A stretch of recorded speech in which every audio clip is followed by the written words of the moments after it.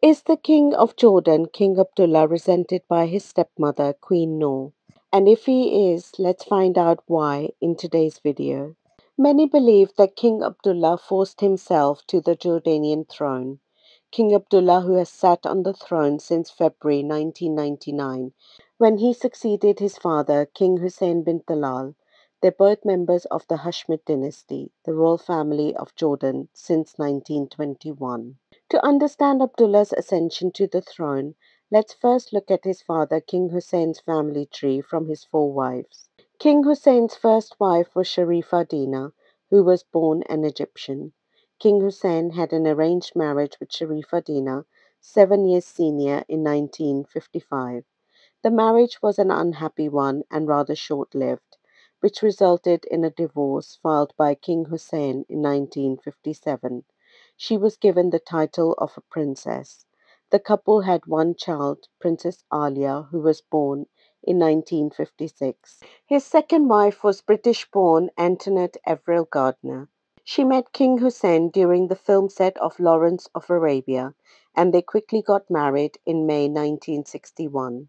She was then referred to as Princess Muna, title and name she received after her marriage. From this marriage, four children were born, including King Abdullah II, the current ruler, Prince Faisal, and twins Princesses Aisha and Zain. The couple was divorced in 1971. Princess Muna is still active in Jordan. His third wife was Alia Bahauddin, the daughter of a Jordanian diplomat with Palestinian origin, moved to Jordan in 1971, following her school years in America.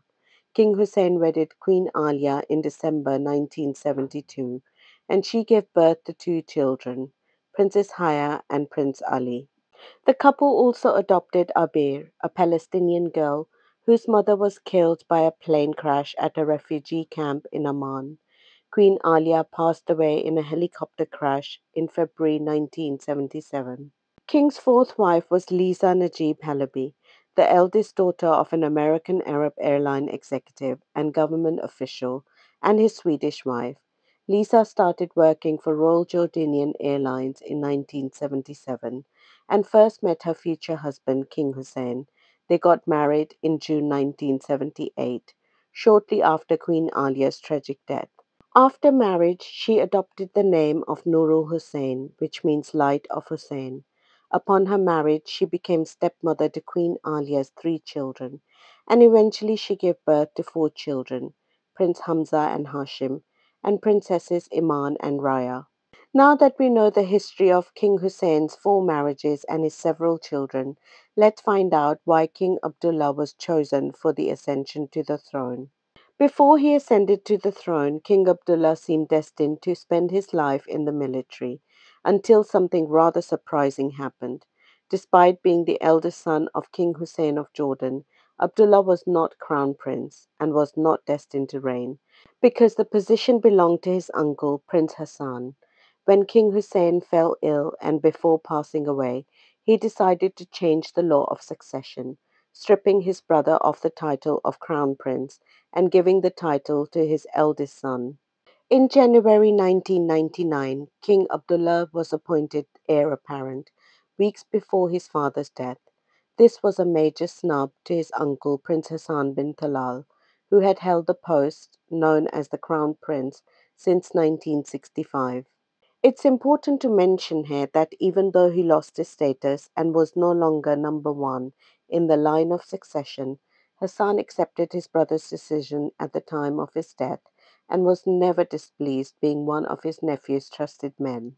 2 weeks later, the king passed away, and Abdullah, who had just turned 37, became the new king. It was a big shock to me, says Queen Rania, his wife.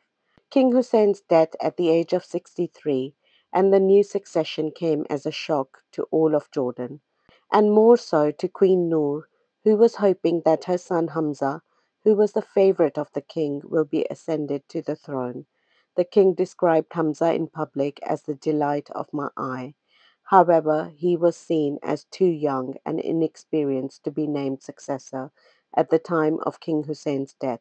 As Hamza was seen as the favorite of the king, the accession of Abdullah came as a surprise to the whole of Jordan. But people gathered happily in the streets for the coronation of the young vital king, and camels bearing high ranking soldiers bowed to their knees for him. The elegant new queen, Queen Rania, was correctly restrained, yet charming and welcoming. She looked like a royal Arab fantasy in her traditional embroidered dress. But remember, Jordan already had a queen, Queen Noor, who was already disappointed, and now she had a new queen to deal with as well. Queen Noor retained her title, but this was now more of an affectionate honorific title than an official designation. If this wasn't enough, Queen Noor was in for a bigger surprise, as the nature of Abdullah's succession would foreshadow royal reshuffles to come, and let's see how. When Abdullah ascended the throne of Jordan and took his oath as king in parliament, one of his first acts as a new sovereign was to fulfill his father's last will and name his brother Hamza crown prince. But King Abdullah, like his father, also had a change of heart and stripped his half brother Hamza of the title of crown prince in 2004 and made his son Prince Hussein the new crown prince. The move was seen as a blow to Queen Noor, who had hoped to see her eldest son become king one day. Since then, tensions within the royal household have reportedly been present. This move also resulted in a tense relationship between Queen Noor and Queen Rania. In 2021, tensions finally peaked when accusations of an attempted coup surfaced against Hamza. Moreover, authorities accused him of destabilizing the kingdom and placed him under house arrest. In April 2021, Hamza released a video message in which he claimed to have been placed under house arrest as part of a crackdown on critics and accused Jordan's leaders of corruption and incompetence. King Abdullah later said in a televised address that the sedition had been nipped in the bud and that Hamza was with his family in his palace under my protection. Hamza officially renounced his title as prince in April 2022. Let alone being the crown prince, Hamza is no longer even the prince. Based on everything, is Queen Noor justified to resent King Abdullah and Queen Rania? Should she feel betrayed by the king as he made changes to her husband's will? Let me know your thoughts in the comments below. Well, I hope you enjoyed learning about the history of the Jordanian throne. Please like, share, and subscribe to the channel. And as always, thank you so much for watching.